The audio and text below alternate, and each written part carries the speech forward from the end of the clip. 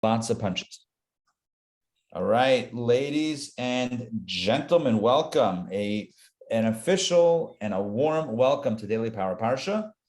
I'm your host, Rabbi Ari, and this is our daily look at the Torah portion. This week's Torah portion is Nitzavim. Today is Thursday, September 2nd, 2021.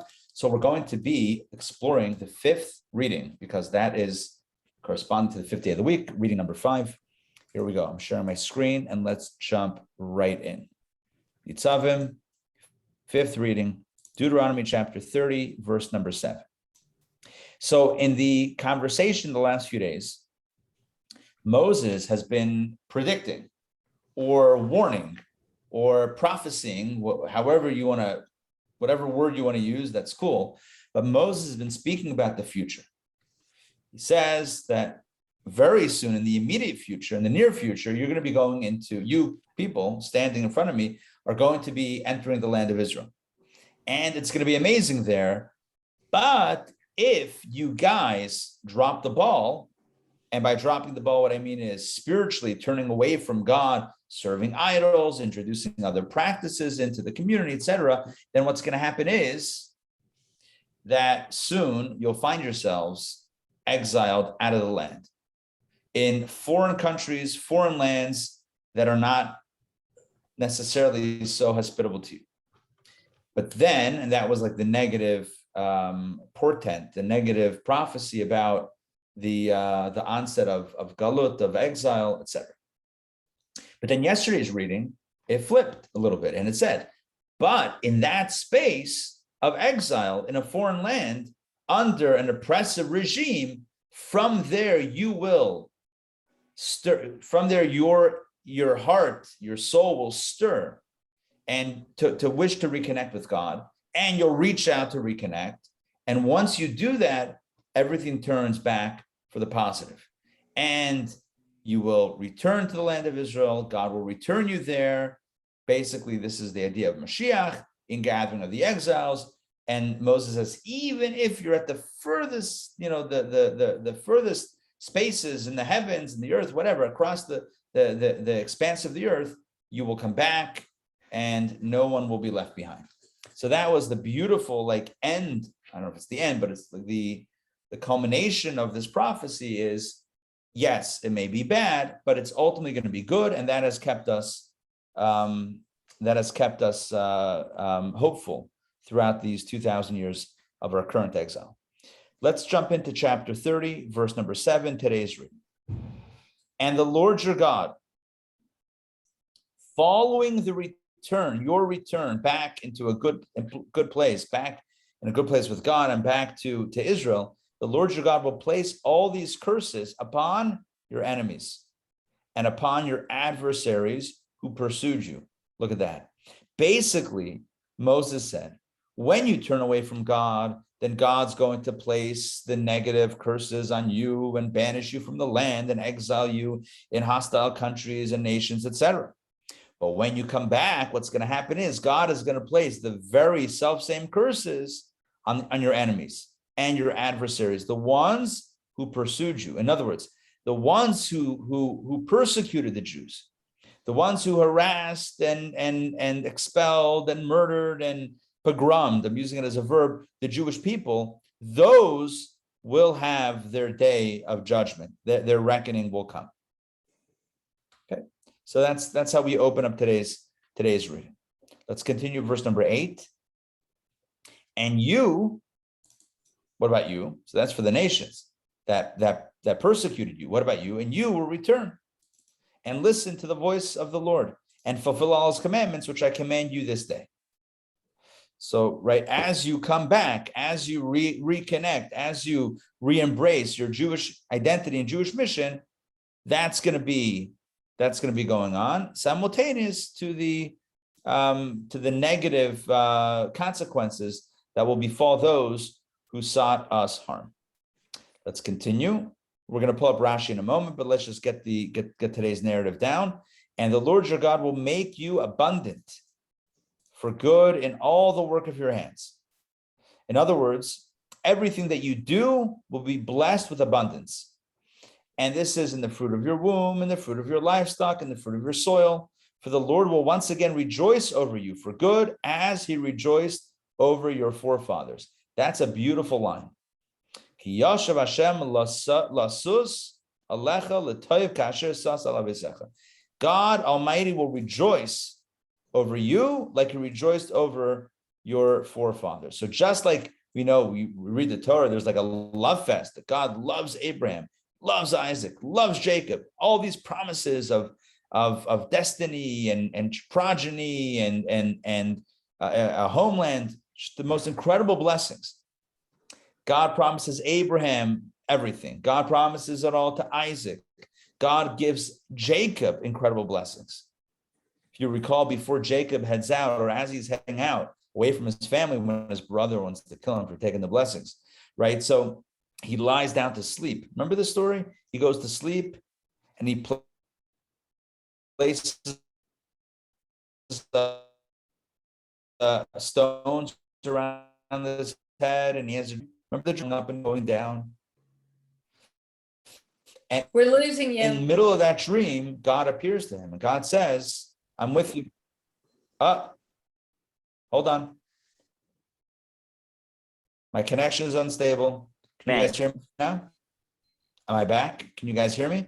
Now, yes. Now, yes, you can hear me? Thumbs Yeah. up Yes. if it's clear. Beautiful. Okay, great. What was the last thing you heard before the connection dropped out? He lays his head down. Oh, okay, good. Perfect. It wasn't a pop quiz, although, no. All right, so he lies down and God appears to him in the dream. And God says, I'm with you, I'll guard you, I'll protect you, I'm going to bring you back to the land, you'll be successful. God gives him all these incredible blessings. So God took joy, he rejoiced over our ancestors, the patriarchs, the matriarchs, etc. And Moses tells the people that when you come back after having been distant, God will once again rejoice over you for good as he rejoiced over your forefathers.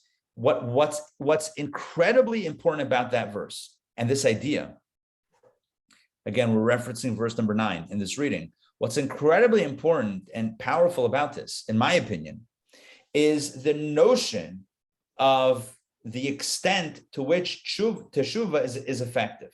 And let me explain. I feel like we may have talked about this in a previous class recently, but it may have been a different class, not this group. So hear me out for a second.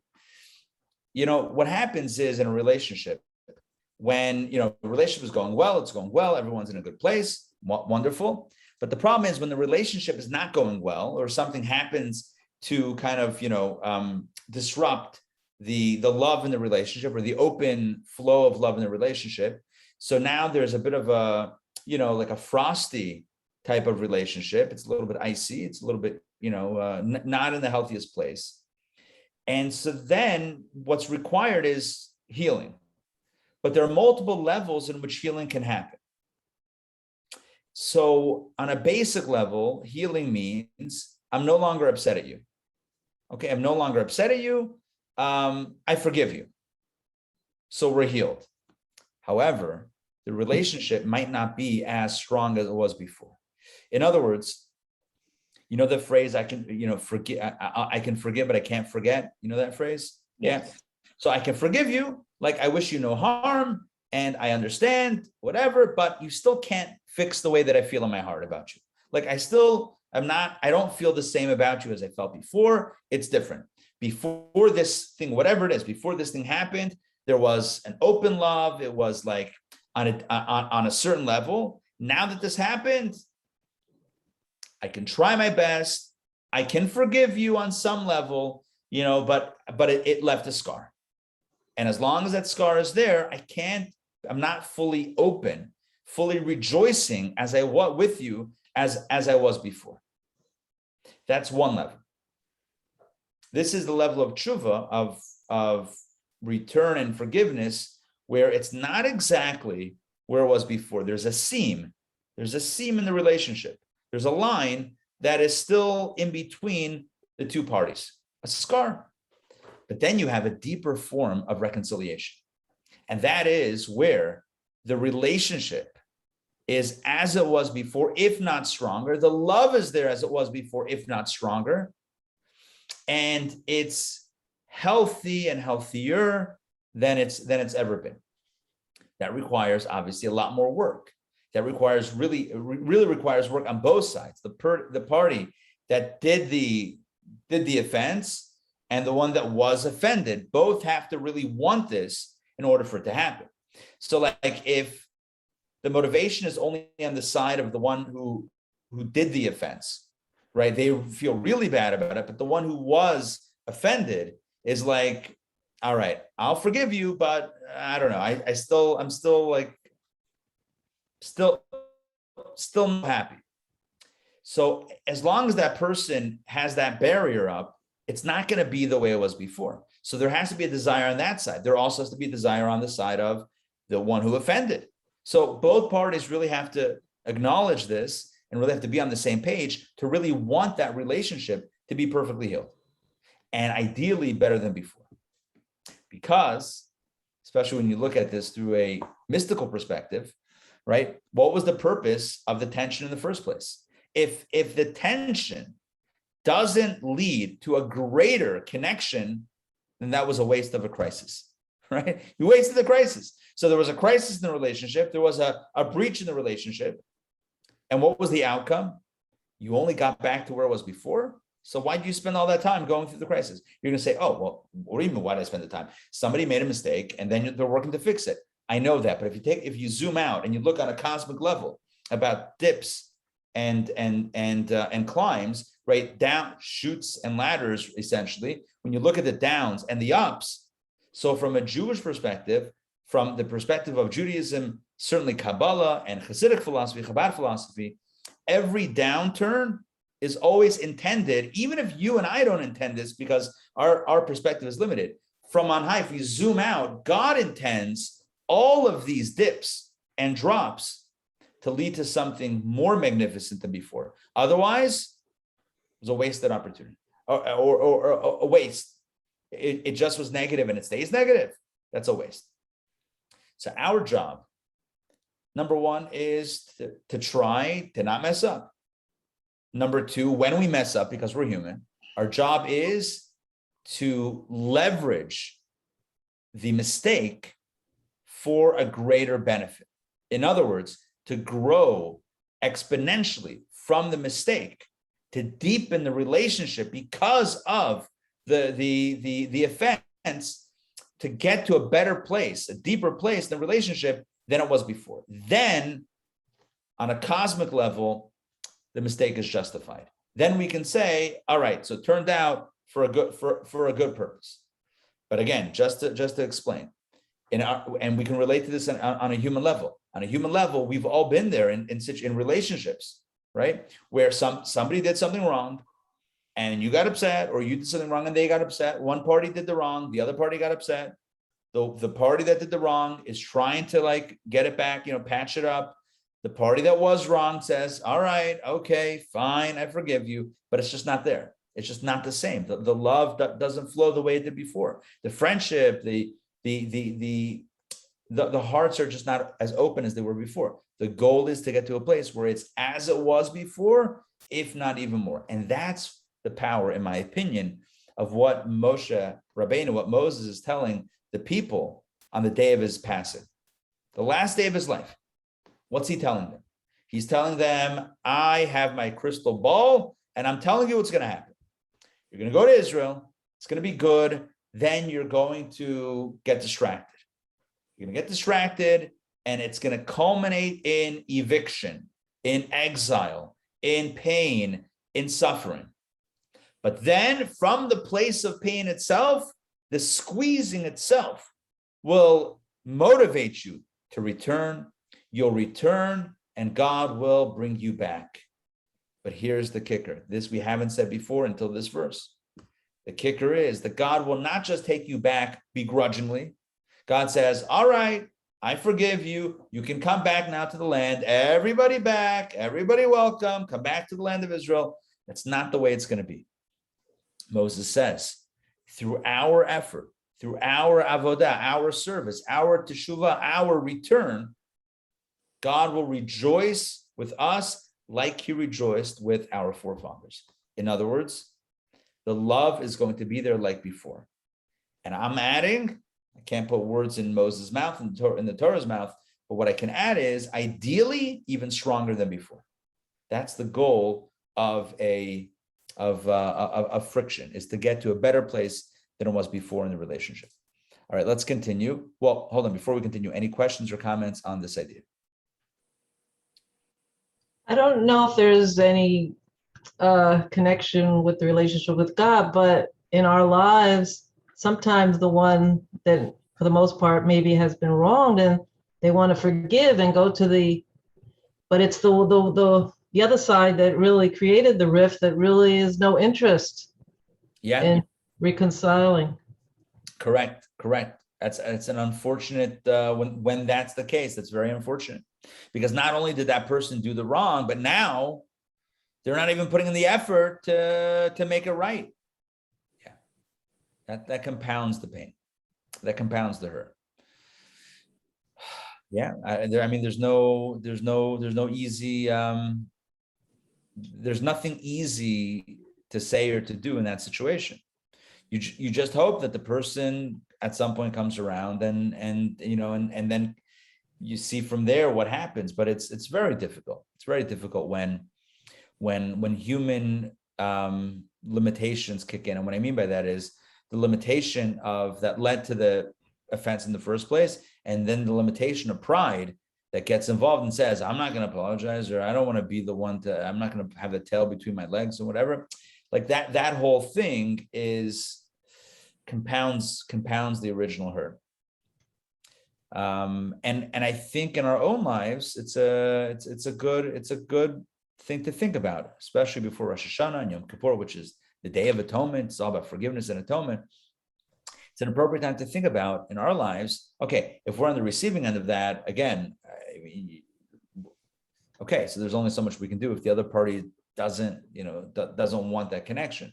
But on our end, let's think about on our end, who is it perhaps that we can, deepen the relationship with, things that we may have done where we've fallen short, and what would it take from us to not only heal the relationship to the point where there's a scar, because scar is still associated with healing, but there's a scar, but beyond that, to get it to a place where it's as strong, if not stronger, than it was before. And that's, all of us have, I'm sure, relationships that we can work on here, especially, let alone our spiritual relationship with God. By the way, I want to mention this on the topic of forgiveness, atonement, reconciliation, love, etc. It's a very, very important thing to remember about the high holiday season.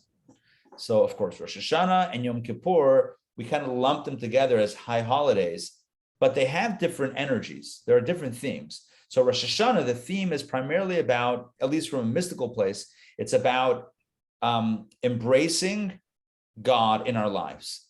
It's, in the language of Kabbalah, it's coronating God as king, which means, in our language, it means raising our hands and saying, I'm opting in.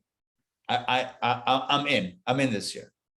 What God wants, I'm going to do to the best of my ability, but I'm opting in. I want God in my life. I embrace God, and that's what I want for this year. So that's Rosh Hashanah. Yom Kippur is where we work on some of the details, which is why this answers a question that many have. Many have the question, why is it that Yom Kippur is after Rosh Hashanah?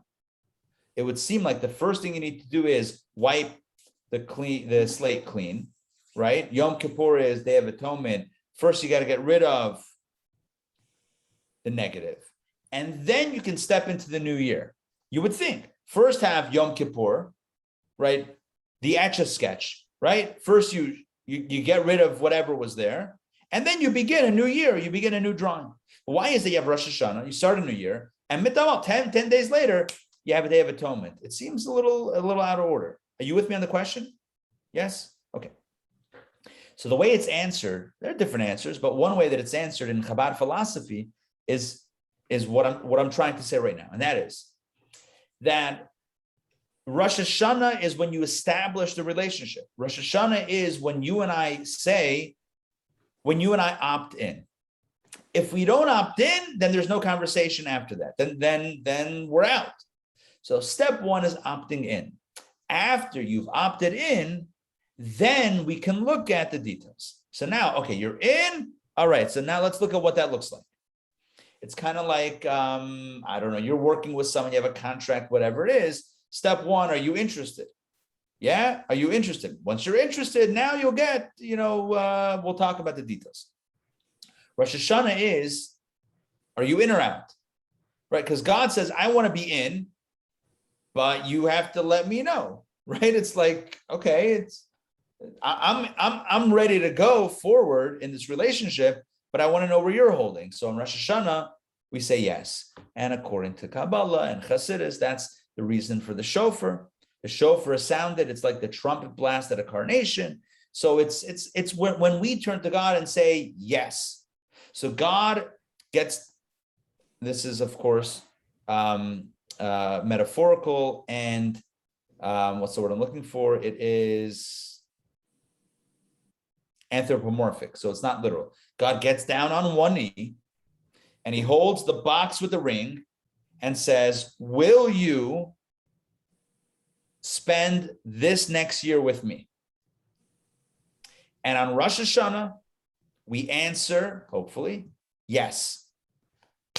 Now we're a thing. Now we're an item. Now, once we're an item, we can think about all the stuff, all the details and what we need to do and fix. Good, but first we have to opt in. So that's Rosh Hashanah, and then we have Yom Kippur, which is Day of Atonement. I want to mention something about Yom Kippur that's related to our conversation today that the Mishnah and the Talmud discuss. The Mishnah and if you've taken classes with me before, we've mentioned this on occasion, but it's very important to always remind ourselves this time of year that divine forgiveness, divine atonement only applies to the stuff between us and God, not between us and our fellow human being. God does not forgive us for offending Yankel, Shmerel, Beryl, or whoever it is, right? If somebody offends another human being, hurts them physically, God forbid, verbally, God forbid, financially, God forbid, in whatever way, that has to be taken care of on the ground. You can't turn to God and say, God, will you forgive me? Meanwhile, that guy is still hurting. But God will forgive me, so I don't need to deal with this guy. That's not how it works in Judaism. Maybe in other religions it might work like that, but not in Judaism. Famously, Simon Wiesenthal. You know Simon Wiesenthal? The Wiesenthal Center, the Nazi hunter. So he was a survivor of the camps. Simon Wiesenthal tells the story. He was in the camps. And he gets a guard, a Nazi guard, an SS guard, pulls him into something. And the guard says, I need to take you with me. And he doesn't know what's going on. And he eventually finds himself at the bedside of a higher ranking Nazi officer who was dying. And the man was dying. He knew he didn't have much time left, this Nazi. And he turns to Simon Wiesenthal and he says, I'm dying. And I regret the atrocities that I've done on your people. I ask for your forgiveness before I die. True story. So Simon Wiesenthal was asked to forgive by this Nazi to forgive him. What did he do? What do you think he did? What do you guys think Simon Wiesenthal did? I think he forgave him for himself, but not for everybody else. Simon Wiesenthal walked out of the room. He didn't know what to say. How is he free to walk out of the room? I forget the details, but he did not answer him. He walked out. But Simon Wiesenthal then wrote a book. And the book is called The Sunflower. And you can find it on wherever good books are sold. The Sunflower. And in this Sunflower, this book by Simon Wiesenthal, he asks 53 leading scholars, philosophers, religious leaders, what would you have done?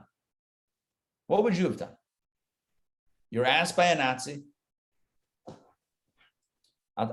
You can. I mean, everyone's online here, right? Everyone's on a computer, so you can literally look it up. But I'll do the work for you. I'm going to read to you what's on the front cover. You are a prisoner in a concentration camp. A dying Nazi soldier asks for your forgiveness. What would you do? And that's the question that he posed to 53 individuals, and each one writes. And here's the deal. You can read the book. Invariably, without exception, Christian leaders write that what should have been done or what should be done is you forgive. Deborah Lipstadt, you know Deborah Lipstadt from Emory? She's the Holocaust head of the Holocaust studies. The president just appointed her on a commission also regarding the Holocaust, the anti-Semitism specifically. Anyway, Deborah Lipstadt writes one of the responses in that book. And she says, from a Jewish perspective, absolutely not. How can Simon Wiesenthal forgive on behalf of anyone else? And I think, Joy, this is what you were saying, right? For himself, maybe, if he wants to or not, that's another question. But the question is, can you, on behalf of the Jewish people? The answer is no, on behalf of the Jewish people. How can I forgive you on behalf of the Jewish people, right? You have to go to the ones that you've harmed and ask for forgiveness. Now you can ask a question, but what if they're gone? And they were gone, right? I mean, what about I don't know how many lives, how much blood this Nazi had in his hands, but whatever it is, how do you now ask for forgiveness? You have to go to the grave sites, but he's dying. Then it is what it is. But Simon Wiesenthal, right, cannot unilaterally forgive on behalf of someone else. That's not how forgiveness works.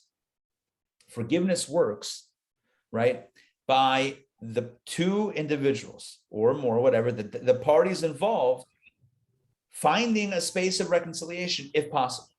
And if not, but trying to find the space to get in a better place than a moment ago. That's what Shuvah is. So here's my point. As we talk about relationships, as Moses, the great Moses, talks about the Jewish relationship with God being healed, with the coming of Mashiach, and God rejoicing in us like he rejoiced in our forefathers, which allows us to think about human relationships and the work that we should do in healing our relationships. It's important for me, I feel it's important for me to mention that as we get ready for Days of Atonement, for the Day of Atonement and the high holidays, let's recognize the need not just to turn to God in prayer, but to turn to our fellow human being, those that we've hurt, and to really own up to what we've done, if we've done something, and to really to have a shmooze with people. Look, as careful as we are, we can't go through life without inadvertently, at the very least, harming someone else. It's not possible. It's just not possible, right? You try your best, but we're human beings, so we're not perfect. And invariably, someone else gets hurt in the process. What differentiates, what makes us a mensch is when we pay attention to that, when we notice it, and we do the work to create that reconciliation on our end. Like, you can't guarantee what the other reaction is, but on our end, to own up to what we've done and to make amends. And that's a theme, a strong theme for this time of year. So again, as we think about our prayers and synagogue and services, let's not forget about the work on the ground that needs to be done between our fellow human beings, between you and I mean you and I like human beings. Back inside. Is that why there's the time frame between Rosh Hashanah and Yom Kippur? Is that? It's one of the reasons. Yeah. Gives us a few days to kind of think about things and to, make amends. Making amends is a big deal. It's not easy. It's not. Who wants to admit fault? No one wants to admit fault, right? Right. You mentioned that before, Donna, right? No one wants to admit fault. Everyone's like, oh, it's not my fault. The book that we're studying Sunday mornings, Overcoming Folly, is a lot of that is about that. There's a strong human aversion to admitting wrong. we're averse to saying, I'm wrong, I messed up. We'd rather say, it's not so bad, or it's their fault, right? Either minimize the issue or shift the blame around where it doesn't fall squarely on me. It takes a maturity to say, I did it, I own it, and I need to make amends for it. There's a difference when you study Tanakh, when you study the books of, after the 5 books of Moses, the book of Samuel, etc., talks about the book of Judges and Samuel. So it talks about Jewish leadership, various Jewish leaders in the period between Moses and Joshua and the building of the temple, etc., the kings. The first Jewish king was a man named Saul, Shaul HaMelech, King Saul. And then the second Jewish king was King David. And King Saul his legacy, his dynasty didn't continue. He didn't have a dynasty. It was just one and done. A one-hit king wonder. That was it, just him and done. King David, a dynasty, a monarchy, his son Solomon, and then okay. What happened with Saul? Famously, the scripture tells us he was told to fight a war, one of many wars he fought. Then one of them was against Amalek. He was told to destroy Amalek, and he kept around some animals and the king. He kept some alive, some people, and he kept alive what he shouldn't have kept alive, and he didn't listen to orders. So the prophet at the time, Samuel the prophet, comes to King Saul to the battlefield, and he says, how's it going? Good. Did you do what you need to do? Yes. Okay. So why do I hear animals? Like what am I hearing? Like, explain to me why I'm seeing things. He says, well, it's the people told me to leave some animals. People told you to leave animals. He says, so you did it or not? Like, there's a whole back and forth. And ultimately, King Saul says, no, I left the animals to bring sacrifices to God. How amazing is it if we use an animal from Amalek to serve God as a sacrifice to God? And the prophet tells him, does God want your sacrifices, or does God want you to follow orders, right? Don't be so clever. Don't outsmart the system here. Don't be like, I know what God told me to do something, but I know what God really wants. That's when we get into trouble, right? In relationships also, right? You think you know better than the one. It's like, my wife asked me for this for her birthday, but I know she really wants a set of golf clubs. So that's like, okay, bad move. Go with what that other person actually wants. Be attentive to the relationship. So God says, this is what I want. And King Saul says, but I think this is what you want. And the prophet says to him, bro, you missed the point. You're now, this is about you. It's not about God. And that's it. And in no point in that dialogue does King Saul actually accept responsibility. It's not his fault. He did everything right. The people were pressuring him. He had a good idea of sacrifices. He never says, I messed up. What do I do? He never just owns it. It's always deflecting either someone else's fault or it's not so bad.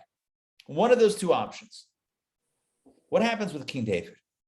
Fast forward. King David is the next king. King David had his own drama with Bathsheba, right? With the woman, the married woman that he saw bathing, and he was with her, and the husband he sent to the front, whatever it is. A complicated story. Not that complicated, but a bit of a questionable story with King David. The prophet comes to David. And the prophet says to him, gives him a parable of a guy who owned the lamb, and the king or somebody comes and takes it, whatever.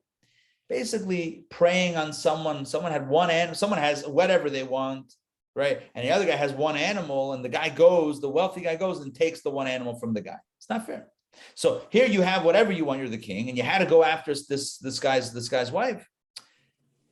And King David, and after the parable, so he asked, the prophet tells David this whole story, and he says, what do you think should be the verdict? And David says, we have to come down hard on that guy. And then the prophet says, you know who that guy is? It's you. You. He says, it's you. He told him a whole story. and not the same story, but like a parable.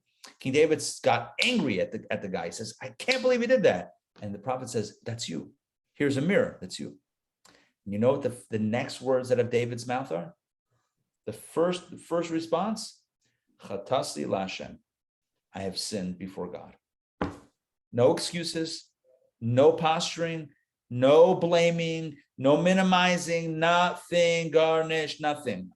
Chatasi LaHashem, I have sinned before God.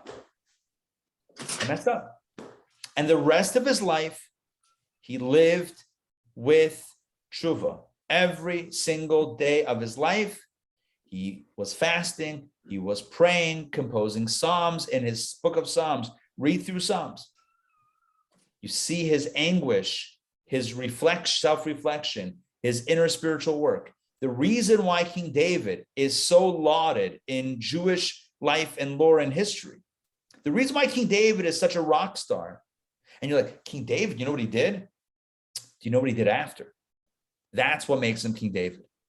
Yeah, what he did, sure, but it's what he did after is why he's King David. Not justifying the actions, but the question is, we're all going to mess up, whether that level, this level, bigger stakes, bigger mistakes. When the stakes are higher, the mistakes are higher.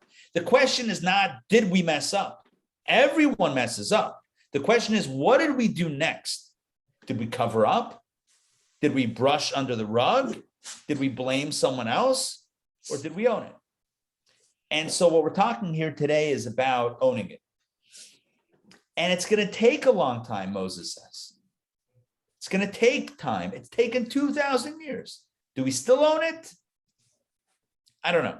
Hopefully we're getting there. Exile is going to be a process. But at some point, we're going to wake up and say, you know what? We need to change something about ourselves. We need to really be in this. And then everything comes back. And then we have that favor with God, etc. And we're already there. Don't worry. It's just unfolding, right? Things were close to this time.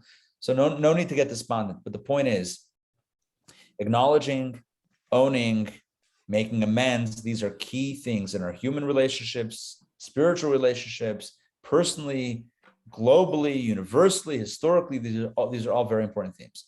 Okay, now that we've discussed these big ideas, back to our reading. What do you guys say? Yes, back to the verses.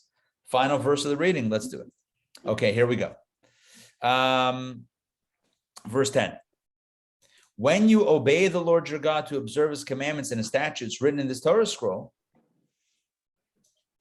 and when you return, this is a continuation of the sentence. Let me start with the end of verse 9.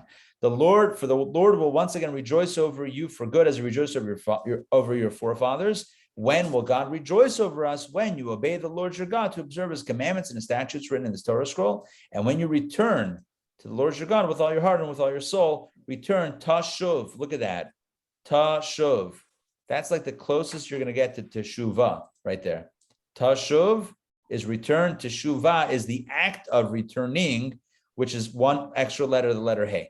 So what I'm trying to say is these readings, the last 3 days are very much focused and directed at the time period that we are in right now, getting ready for the holidays, which is all about getting back in a good place with God. All right. Questions, comments? Reflection. Did somebody just say food? Yes. Did I hear that in the background? All about the food. Yes, Lisa. Hello. Hey, how's it going? All It sounds okay, like thank you. Lisa has got the food, which is good. The food is always good. Festive meal. Festive meal. Festive meal. Yes, the holidays are approaching. Definitely a big ticket item is obviously the food questions. Don't forget, I will mention, speaking of food, everything is about divine providence. Okay, wait, hold on. Let's close that out and then I'll talk about food for a second. So today we learned a few things. Number one, in the narrative, in this narrative and historical arc. So what happens is we're in Israel, everything's good. We turn away, God forbid, then things get not good, banished, exiled, persecuted, etc., oppressed. then we come back, and then we're brought back, and then God places the negative consequences on the nations that persecuted us. And then part of this package is that we're back in good graces with God as we were before, with that rejoicing the way it was with our forefathers. And that becomes a template for our human relationships as well. It's good. It might get a little tense. The goal is to get it back as it was before, and as I added, if not stronger. Okay, now about the food. So Rosh Hashanah is approaching Monday night, Tuesday night into Wednesday.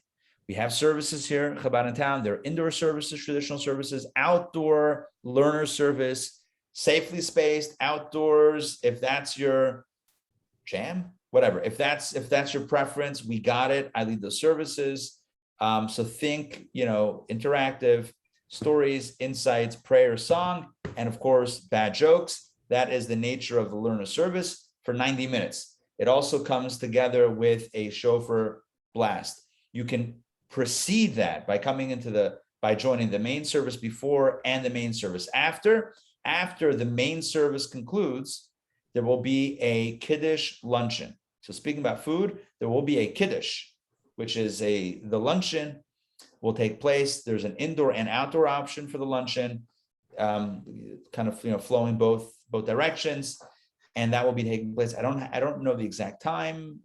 Maybe it's on the website. Whatever, sometime in the early afternoon. Day one of Rosh Hashanah. You know what? Let me just make this easier for me and for you.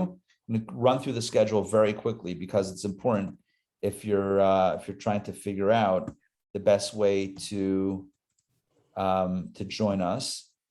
Give me a second here. Okay, here we go. So high holidays. Yeah, I don't have the exact time with the Kiddush. I would figure something like 12:30-ish, somewhere between, I don't know, 12:30, 12:45, ideally. I think we're going to aim for the Kiddush both days of Rosh Hashanah. Now, day number one, there is Tashlich. Tashlich is the traditional casting, like symbolically casting away our sins at a body of water. We do it. We take a walk over we go on the Beltline and then walk over to Piedmont Park. Beautiful area by the gazebo. There's ducks and fish. You do it in a fresh body of water with fresh fish or other, lake, pond, river, life. And we do it there 5 p.m. day one of Rosh Hashanah, which is Tuesday. So Tuesday at 5 p.m. at the gazebo at Piedmont Park. Next item is chauffeur blowing on the Beltline. If one is not able to make the service in the morning, there's another chance to hear the chauffeur being sounded. 6:30 p.m. on the Beltline outside of behind Chabad in town. So in that area of the Beltline, we will be sounding the chauffeur so that everybody can have an opportunity to get the mitzvah in. And the same thing is pretty much on the next day, where we have the traditional service indoors, the interactive learner service outdoors at 10 a.m., followed by a Kiddush. No Tashlich day two. Tashlich is only day one. In other words, the Piedmont Park thing is only day one. And 7 p.m. will be chauffeur blowing on the Beltline, day number two. That is Wednesday. Rosh Hashanah is a 2-day holiday. It's a 2-day holiday everywhere. It's Yom Aruch. It's like one day stretched out into 48 hours. In other words, it's not like day two is less important than day one. They're both important. So join us for whatever you can regarding the services, indoors, outdoors, early, late, the full service, the chauffeur blowing, the Tashlich situation. Oh, there will also be a chauffeur blowing by Tashlich at Piedmont Park. So we'll do the Tashlich. Some people bring bread and feed the ducks. And then we'll also have the chauffeur blowing there, so you can get all your. All right, that is pretty much it. And don't forget, there's special foods: apples and honey, a head of a fish, and round challah. Some people do raisin challah. We dip our challah in honey instead of salt on the holiday, etc. So make sure you got all your stuff lined up. It's going to be a hopefully 5782 will be only of blessings and none of the challenges. Hopefully we'll move past our challenges and get into a good place. And that's the blessing. All right. Is that it? Questions, comments? No. just to get back to one thing you just said before, so once we return from our exile, so our oppressors will get their retribution. But when Mashiach comes, it's for the whole world. Right. So- Except for the oppressors. Except for the oppressors. Well, no, I mean, I don't know. I mean, it's not to say that after. I have another question. By the way, I don't profess to have all the answers. I hope you know that about me by now. So I don't know what that means. I have my own question was, who, I don't even know how to say it. Like, how do you bring back the Inquisition? Like, who? Yeah, who would want to reincarnate those people? Right. Are they going to be reincarnated in that? Or are you going to punish them just because that's the nation? That's the geography? Like, what does that even mean? I don't know that I can tell you details of what that means. But if I'm making it up anyway, right? So that I'm making it up anyway, I would say that maybe after the consequences, it's a cleansing. It's a Maybe afterwards. That's how I would imagine it. But again, I'm just going to go with what Maimonides writes. He says there's a lot of prophecies about the Messianic era that are very unclear and some that are contradictory. Right. So we know certain things generally, but the details we'll know when it happens. So if Maimonides can't give us details, Right. Who am I to give details, right? Again, I would literally just be making it up, but this is the way I understand it. But, I'm sure someone else could understand it differently. Maybe somebody believes that no, the whole Rome, Roman Empire destroyed the temple. Maybe the whole Rome gets taken out. I don't know. That doesn't really sound like, punishing the oppressors. Some dude born in Rome, 20 years ago. What do they have to do with the Roman Empire? But it also sounds like the tables will be turned. Like we will be benevolent leadership. Yeah. Well, I would hope that. That's how I would like to think of it. Sure. Because if we're just oppressing someone else, then that seems like totally missing the point, right? Right. It seems like, the abused becomes the abuser. That doesn't seem like the way it should be. So I agree with you. I don't know exactly what that retribution looks like and what type of form. Maybe it's a spirit, maybe it's on a soul level for those souls that had, that were here that did negative things. I don't know. We'll find out. But I focus on the good stuff. The good stuff is But it's nice to try to figure out how everything fits together because that gives more clarity on the whole. Sure, no, right. Even if we don't know the details, and the Rebbe spoke about this, exactly what you said. The more we study, the more realistic it is, the more we're excited about it, Yes. and that's good all around. Exactly. Yeah. Ray, I see you had a question or a comment. I think you answered. Oh, okay. Yes. Look at that. Thank Magic. you. All right. Friends, tomorrow, same bad time, same bad channel. Have a wonderful day. We'll see you guys soon. Take care, everybody. Thank you. Thank you, Bye. Rabbi. Pleasure.